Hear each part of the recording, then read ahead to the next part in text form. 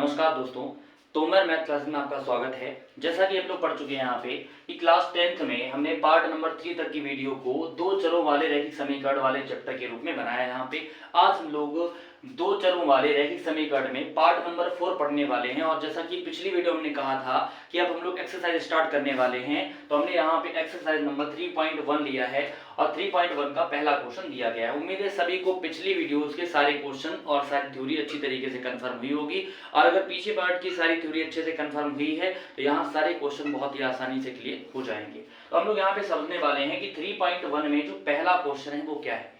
तो यहाँ पे हम लोग कुछ बातें समझ लेते हैं कि जो पहला क्वेश्चन अपना आया है वो उम्र के ऊपर या फिर आयु के ऊपर आया है। मतलब यहाँ पे बात जो होगी वो आयु या उम्र की होने वाली है। ठीक है भाई, किसकी? आयु या उम्र की होने वाली है। अब बात ये समझते हैं यहाँ पे कि आयु और उम्र के जो प्रश्न होते हैं उनमें दो वर्डों का प्रयोग होता है, दो शब्दों का प्रयोग होता है। एक होता है पूर्व और एक होता है पश्चात। क्या होता है? पूर्व और पश्चात। अगर ये दो वर्ड हम लोग समझ लेते हैं तो जो भी आयु का प्रश्न होगा, जो भी एज वाला क्वेश्चन होगा, वो आसानी से कंफर्म हो जाएगा। तो पूर्व का मतलब होता है पहले, पूर्व का मतलब क्या होता है? पहले। और पश्चात का मतलब क्या होता है? बाद। पूर्व का मतलब क्या होता है? पहले। पश्चात का मतलब क्या होता है? बाद। अब मान के चलें कि कोई व्यक्ति है प्रेजेंट टाइम पे, अब वर्तमान समय में कोई व्यक्ति है और उस व्यक्ति की जो उम्र है वो 10 वर्ष है, या बच्चा मान सकते हैं हम लोग यहाँ पे कि उसकी उम्र कितनी है? भी 10 वर्ष है। अब किसी ने बोला कि 5 वर्ष पूर्व और वही बोल दिया 5 वर्ष बाद। दो प्रश्न बोले यहाँ पे कि 5 वर्ष पूर्व और 5 वर्ष बाद। तो हम पूछे यहाँ पे कि अगर किसी बच्चे की वर्तमान उम्र 10 वर्ष है तो 5 वर्ष पहले उसकी उम्र क्या रही होगी? तो हम लोग कहेंगे जब भी पहले की बात होगी तो उसकी उम्र में से जितने वर्ष पहले की बात हो रही वो घटा देंगे। तो 10 में से 5 घटाएं, कितना बचेगा? 5। तो 5 वर्ष पहले उसकी उम्र कितनी रही होगी? 5 रही होगी। ठीक है, इतनी बात कंफर्म है यहाँ तक। अब बात हो रही है कि 5 वर्ष बाद, मान के चले बच्चे की उम्र अभी 10 है तो 5 वर्ष बाद उसकी उम्र में 5 की वृद्धि हो जाएगी, 5 बढ़ जाएगा तो उम्र हो जाएगी 10 + 5, कितनी हो जाएगी? 15 वर्ष। कितनी होगी? 15 वर्ष। मतलब यहाँ एक छोटी सी बात याद रखनी है कि अगर पूर्व वर्ड का या पहले वर्ड का प्रयोग होता है तो जितने वर्ष पहले की बात होती है उतनी उम्र को व्यक्ति की उम्र में से हम लोग घटा देंगे। पहले का मतलब क्या करना है? नो को घटाना है भी। और बोले अगर बाद की बात हो रही तो क्या करें? तो बाद का मतलब क्या होगा? भी जोड़ना होगा। पहले मतलब घटाना, बाद का मतलब क्या होगा? जोड़ना। उम्मीद है इतना पॉइंट सभी को कंफर्म हुआ होगा। अगर इतना कंफर्म है तो हम लोग आगे बढ़ते हैं। पूर्व मतलब घटाना है, बाद का मतलब क्या करना है? भी जोड़ना है। ठीक है भाई, इतना हम लोग आगे बढ़ते हैं, क्वेश्चन की ओर देखते हैं।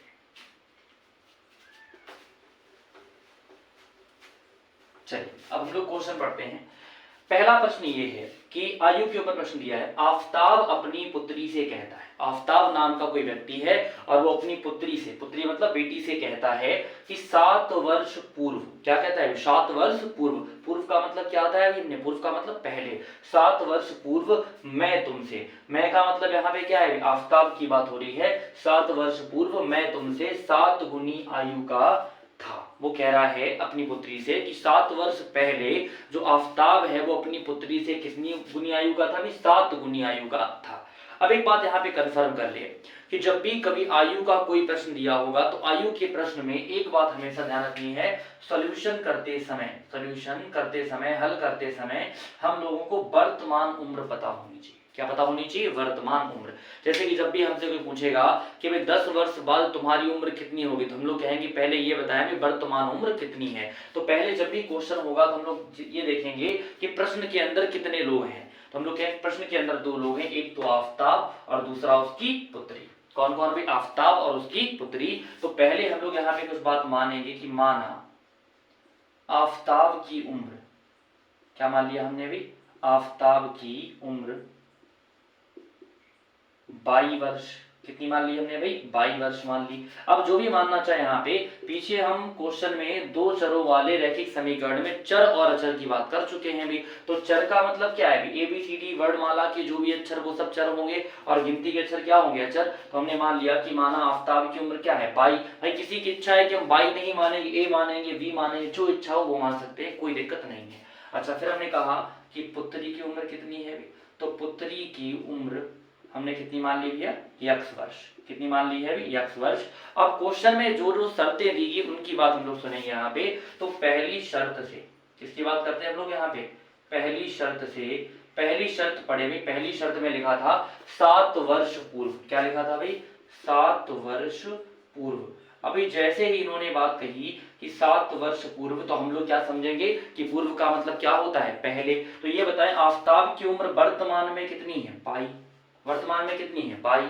अच्छा पुत्री की उम्र वर्तमान में कितनी है भाई यक्स। आफताब की उम्र कितनी है पाई वर्तमान में, पुत्री की उम्र कितनी है भाई यक्स। अब यहाँ पे बात कितने वर्ष पहले की हो रही 7 वर्ष पहले की। तो अभी हमने क्वेश्चन में क्या बोला था, जितने वर्ष पहले की बात होगी उतना ही दोनों की उम्र में से घटा देंगे। भाई दोनों में से क्यों घटा रहे हैं, अगर 7 वर्ष पहले की बात हो रही है या 7 वर्ष बाद की बात हो रही है, तो अगर एक व्यक्ति की उम्र बढ़ती है तो भाई दूसरे की भी बढ़ेगी। ऐसा तो है नहीं कि पुत्र की उम्र बढ़ जाएगी, पुत्री की उम्र बढ़ जाएगी, पिता की उम्र नहीं बढ़ेगी, सबकी ही उम्र बढ़ेगी या फिर सबकी घटेगी। तो हमने दोनों की उम्र में से कितना घटा दिया 7। अब पढ़े आगे भी हम लोग कि 7 वर्ष पूर्व, तो हमने 7 को घटा दिया। 7 वर्ष पूर्व मैं तुमसे, मैं मतलब क्या यहाँ पे आफताब, आफताब जो है वो अपनी पुत्री से कितनी गुनी आयु का था, 7 गुनी आयु का। आफताब की उम्र पुत्री की उम्र से कितनी गुनी है 7 गुनी। तो छोटा कौन होगा आफताब या फिर पुत्री। तो हम लोग कहेंगे पिता सदैव बड़ा होता है, पुत्री कैसी होती छोटी। तो हमेशा गुणा हम लोग किसमें करेंगे पुत्री वाली आयु में। तो कितना गुना है 7 गुना, 7 गुना का मतलब 7 का गुणा। तो इसमें कर लिया भाई 7 का हमने गुणा। इतनी बात कंफर्म सभी को यहाँ तक हुई कि यहाँ पे हमने कितने गुणा कर दिया 7 का।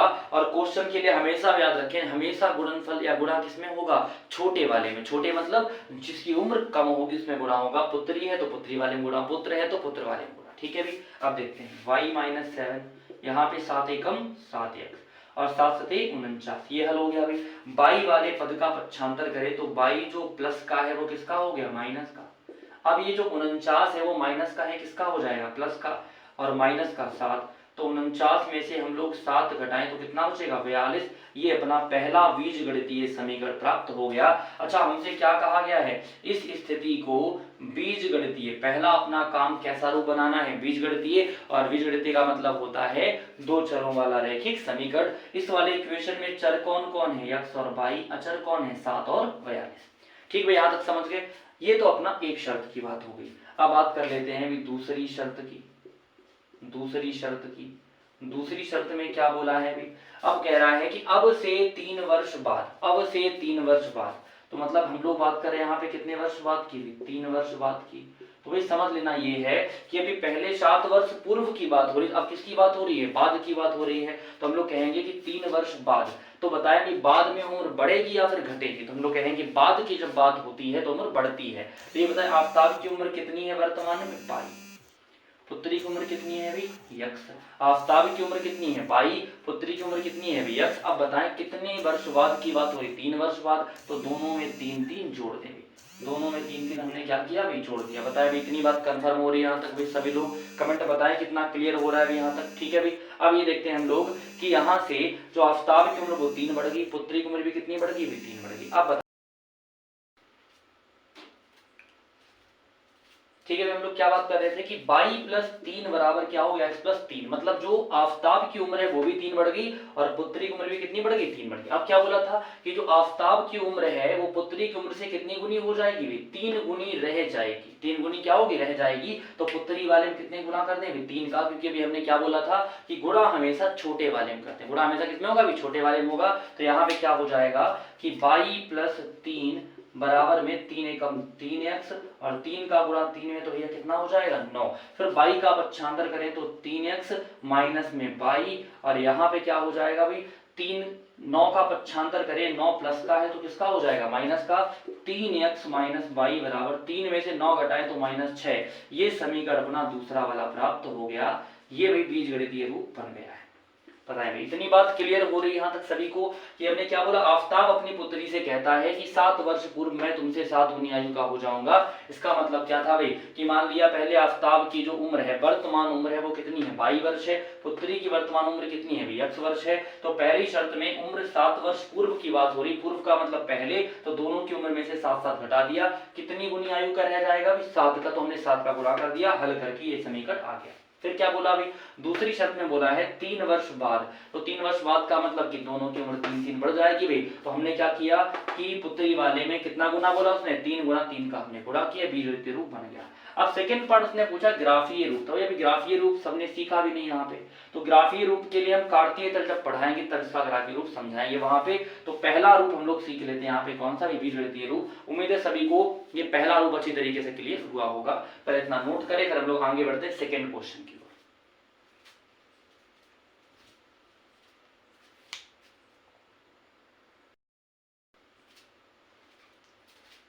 पहला क्वेश्चन सभी को अच्छी तरीके से कंफर्म हुआ होगा। अब हम लोग बात करते हैं सेकंड क्वेश्चन की।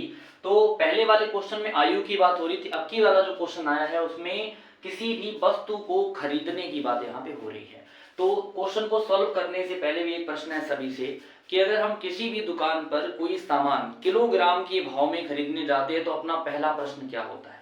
पहला प्रश्न होता है कि भाई 1 किलोग्राम जो वस्तु है वो कितने रुपए की है, चाहे वो शक्कर की बात हो रही हो, चाहे वो अंगूर की बात हो रही हो, चाहे सेब की बात हो रही हो, चाहे किसी भी फल की बात या फिर किसी भी तौल वाली वस्तु की बात हो रही होती है, तो अपना पहला प्रश्न होता है दुकानदार से क्या भाई कि 1 किलोग्राम कितने रुपए का है। तो अपना प्रश्न क्या कहता है वो समझे यहाँ पे कि 2 किलोग्राम सेब और 1 किलोग्राम अंगूर का मूल्य, सेब कितना बोला है 2 किलोग्राम और 1 किलोग्राम क्या बोला है अंगूर का मूल्य किसी दिन कितना था 160। किसी दिन की बात बोला यहाँ पे, कभी रेट बढ़ जाता है महंगाई बढ़ गई, कभी रेट कम हो जाता है तो घट गई, तो वैसे बोला किसी दिन 2 किलोग्राम सेब और 1 किलोग्राम अंगूर का मूल्य कितना है 160। ये तो पहली बात हो गई। अच्छा फिर आगे उसने क्या बोला भाई 1 महीने बाद, कितने महीने बाद भाई 1 महीने बाद 4 किलोग्राम सेब और 2 किलोग्राम अंगूर का मूल्य कितना हो जाता है भाई, हम लोग कहेंगे भाई कितना 300 रुपए। कितना हो जाता है भाई 300 रुपए हो जाता है, पहले कितना था भाई 160।